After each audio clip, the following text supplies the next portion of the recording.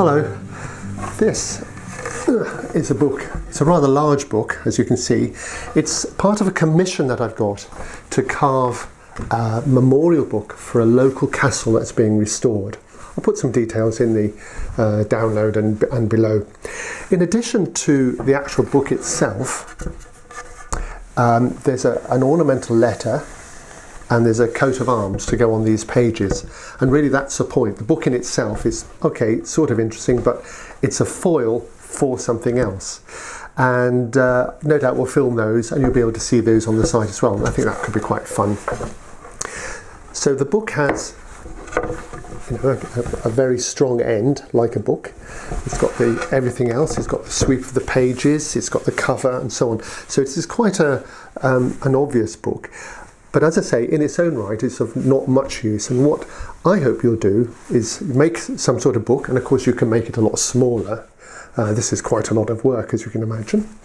And on the surface of the book, on these pages, you use that for something else. It could be even pyrography, some sort of script, some sort of memorial text, just something you really like reading.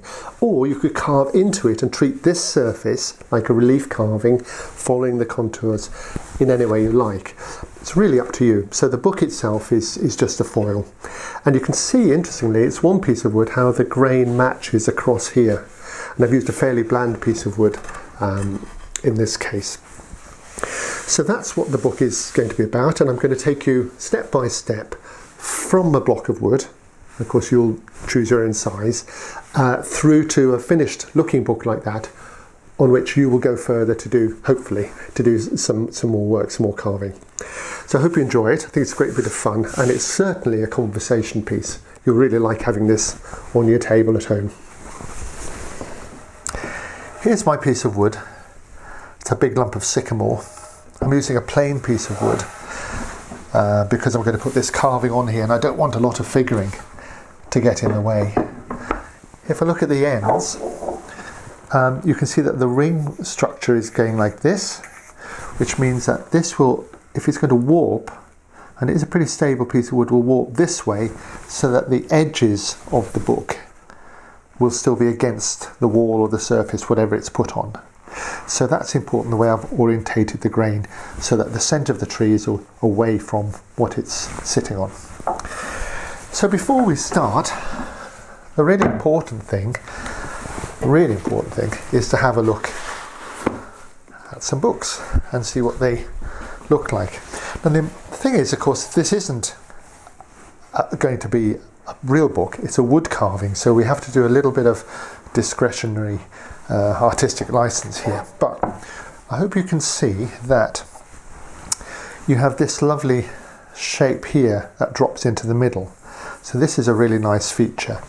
There's also, it varies from book to book, but in a lot of books there is a gap in there. So the spine sticks down, and then there's a gap here, and it touches the surface there. I think that's an quite important thing. This book doesn't show it so much, it's a bit floppy, but we're going to make more of this little S bend here. The actual spine part is thinner.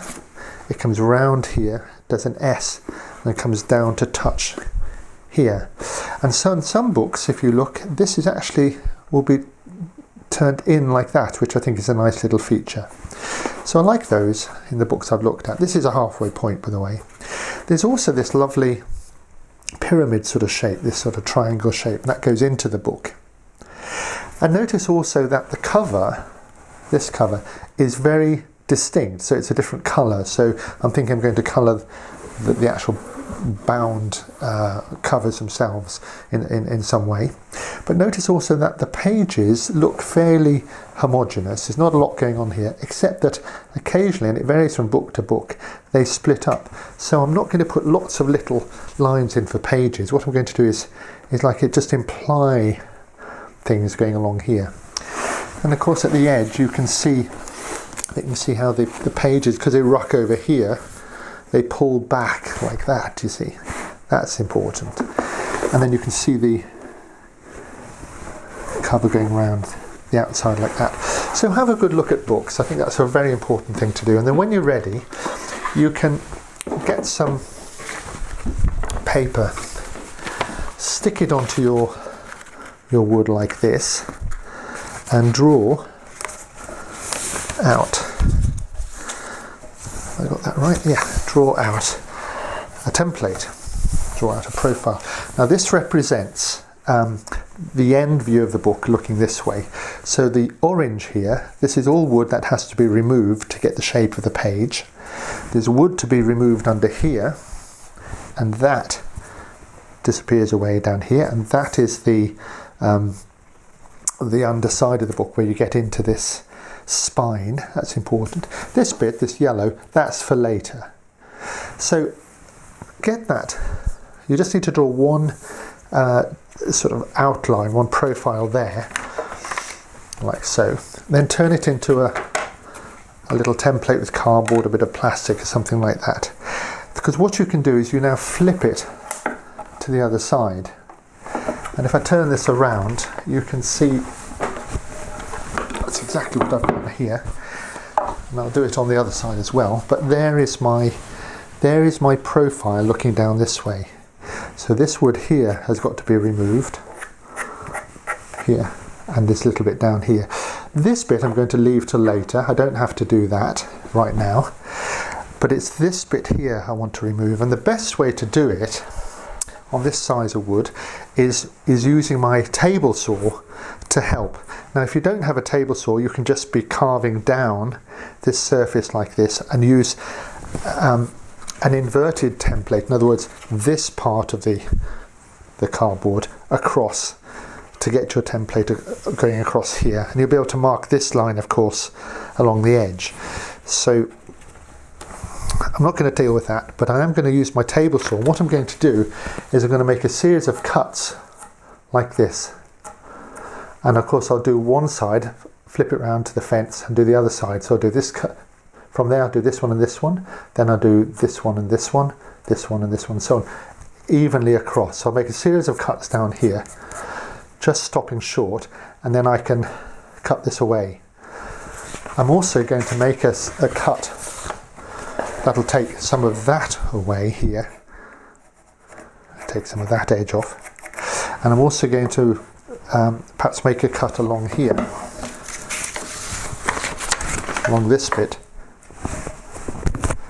to take some of the this face off down to here, and that'll reveal the actual border around the edge. You've got to be quite careful with that, but I'll go and do it, and then I can come back and I'll show you what I've done. It's certainly the quickest way, and you could use a router for this, but if not for that, then it's just with gouges and a normal sort of carving way. Here I am back from the table saw. You could use a router to put these cuts in, but the table saw is very good because you can flip it over each time and use a fence on one end or the other so that you end up with exactly symmetrical cuts each time. It's a very efficient way of working. What's important to understand here though is exactly what I've done and why I've done it. This cut is effectively a super stab cut. In carving, you know that we stab into the wood so that we actually control the grain. And this is what we've done here, only with the table saw. So here are these long fibres coming along here, which are nice and strong. But what we've done here is we've shortened them like this. So each fibre, each bit of the wood is really short and quite weak. And you can imagine I could pop that off, and in fact that's exactly what we're going to do. We're going to cut these off first, and the same here, and that will get us well away from the waste wood quite quickly. Now I didn't saw off the front bit like I thought I would to relieve the cover here. I did here, so I've got a bit of a cover there sticking out. That's a starting point, because I realised I needed the template. And one of the things about this saw cut is, of course, it goes right the way through exactly so that it's hitting the template on the other side in exactly the same position. So from this stage, the next stage is to get our carving tools and start taking some of this waste away.